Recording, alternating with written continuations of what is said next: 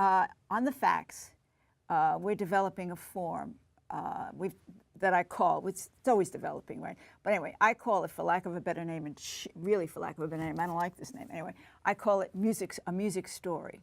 So each half-hour episode is a story. Like this episode is a story. It takes 28 minutes to tell, and if you string these stories together in a group, or all of the episodes together, there are over 80 of them, then it's like one long story. So anyway, so I watch a lot of these TV and things, and lots of them feature the killing of a woman. That's something that everyone can get behind, and or at least understand. And so several years ago, I came across this story, the real-life story of this 13-year-old girl. Her name was Marianne Measles, and I feel it. I feel it.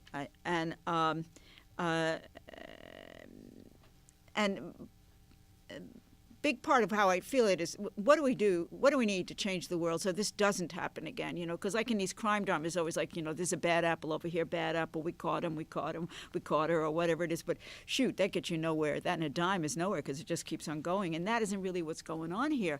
So I mean, everybody knows how, you know, some of the things that can make a less violent world. You know, 40% better living conditions, fulfilling jobs, health care, equality for all, end to sexual repression, and you know, and we all know how to. I mean, because one of the things that Marianne was doing is that she was experimenting. You know, she was 13 years old. She was finding her wings, and you know, why shouldn't she? But it's dangerous, and in her case, it turned out to be fatal. Let's try this Maggie May Bennett.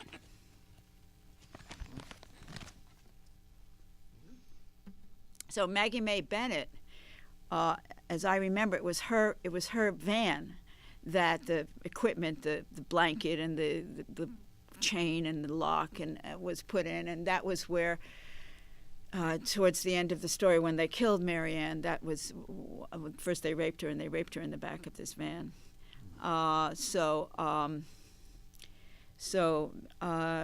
Maggie May Bennett. So just give us the cue and.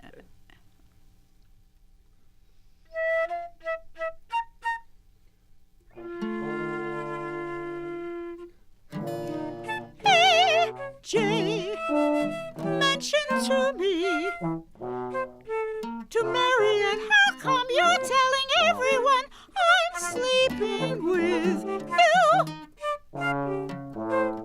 I had been dating Jay for 5 or 6 days at that time. So it piqued my